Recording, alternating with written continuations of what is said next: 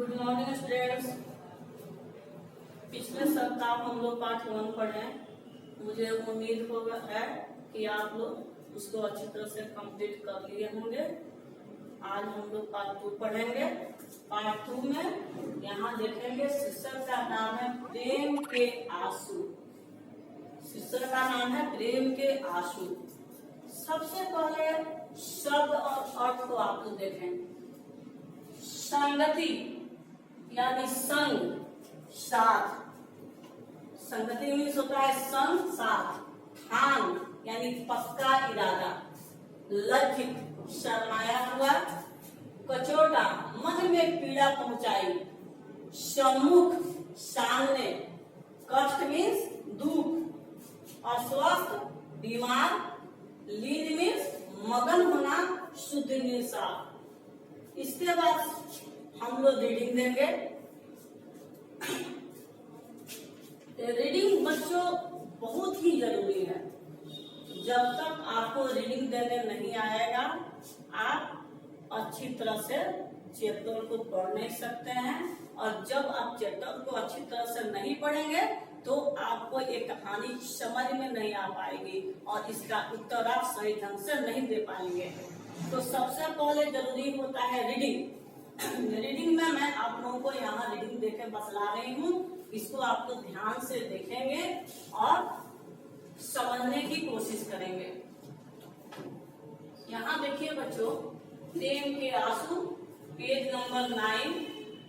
तब मेरी आयु 15 वर्ष थी।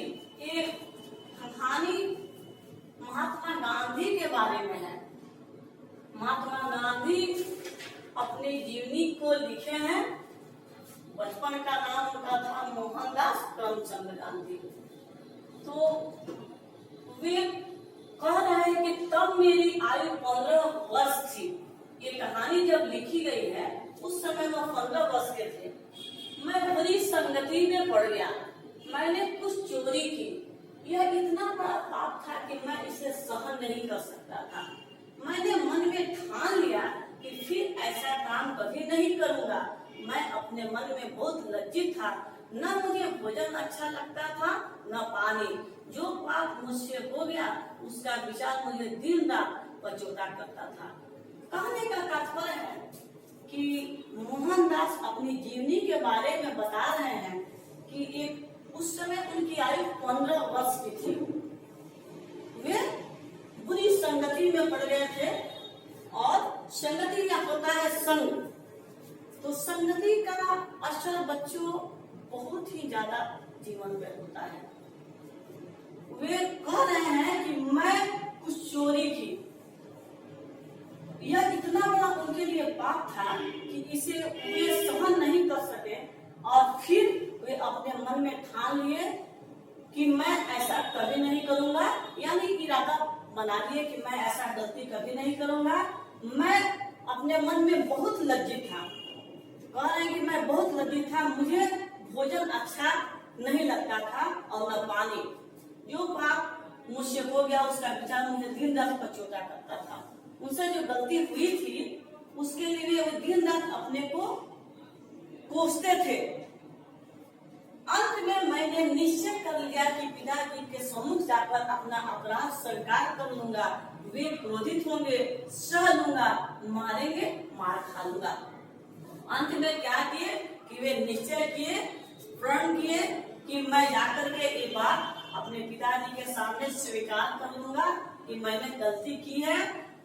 वे क्रोधित हो जाएंगे, मैं सह लूंगा, मार खा लूंगा, लेकिन ये बात मैं अपने पिताजी से जरूर कहूंगा। परंतु पिताजी के सम्मुख जाकर कुछ कहने का साहस न होता था। यह बात नहीं थी कि मुझे पिताजी की मार से भय था। जहाँ तक मुझे याद है उन्होंने मुझे कभी नहीं मारा था। मुझे यदि भय था तो वह यह कि जब वे मेरी बात सुनेंगे तो उन्हें बड़ा कष्ट होगा। ये कह रहे हैं कि मुझे साहस नहीं होता था कि मैं उनके सामने जाकर ये बात बतलाऊं कि मैंने गलती किया है। ऐसा बात नहीं था कि उन्हें पिताजी से मार खाने का भय था, क्योंकि वे उनको ये बात अच्छी तरह से याद है कि उन्होंने कभी नहीं, उनके पिताजी ने उनको कभी नहीं मारा था। उनको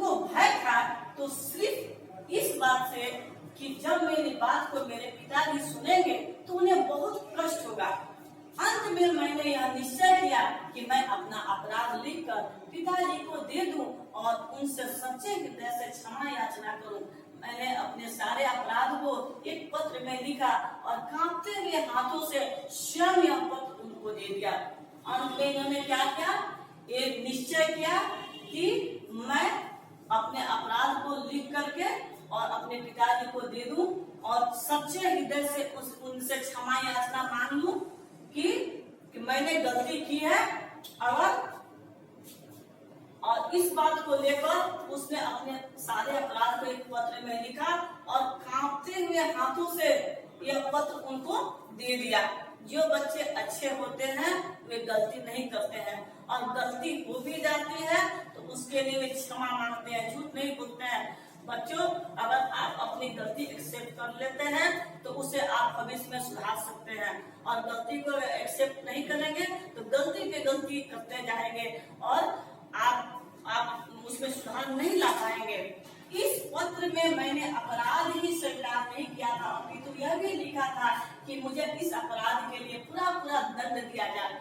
वे पत्र में लिखे थे कि मुझे वे अपराध को स्वीकार किए और ये लिखे थे कि इस अपराध के बदले मुझे पूरा से पूरा दंड दिया जाए, पूरा पूरा दंड दिया जाए। उसमें यह प्रार्थना भी की थी कि वह मेरे अपराध के कारण अपने हृदय को कष्ट न पहुंचावे। मैंने इस बात का प्रण कर लिया है कि मैं जीवन में यह अपराध फिर कभी नहीं करूंगा। वे इसमें प्रार्थना किए थे कि अपराध के कारण वे अपने हृदय को कष्ट नहीं पहुंचाए। मैंने इस बात को अब प्रण कर लिया है, प्रतिज्ञा कर लिया है कि मैं जीवन में फिर कभी नहीं अपराध करूंगा। जब मैंने यह अपराध उन्हें दिया तो वे कांप रहे थे। वे इन दिनों अस्वस्थ थे और एक चौकी पर लेटे हुए थे। मैंने यह पत्र उन्हें दे दिया और चौकी के निकट बैठ गया। उन्होंने उसे आदि से अंत तक पढ़ा। जब ये पत्र अपने पिताजी को दिए तो उनके पिताजी अस्वस्थ थे, यानी बीमार थे और एक चौकी पर लेटे हुए थे।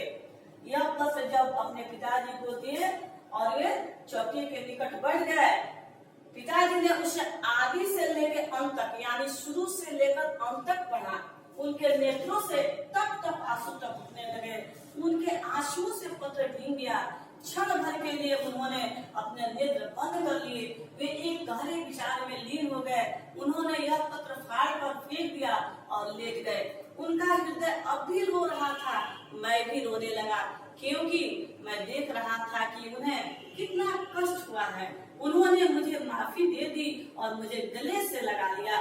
इन प्रेम के आंसुओं ने मेरे मन को शुद्ध कर दिया और मेरे अपराध धो डाले। यह मेरे लिए अहिंसा का प्रथम पाठ था। इसमें कह रहे हैं कि जब पिताजी उस पत्र को पढ़े तो उनके नेत्रों से टप टप आंसू टपकने लगे। इतने आंसू उनके नेत्र से टपके कि वह पत्र भीग गए और भीगने के बाद क्षण भर के लिए उनके पिताजी अपने नेत्र को बंद कर लिए। वे एक गहरे विचार में लीन हो गए। उन्होंने पत्र को फाड़ कर फेंक दिया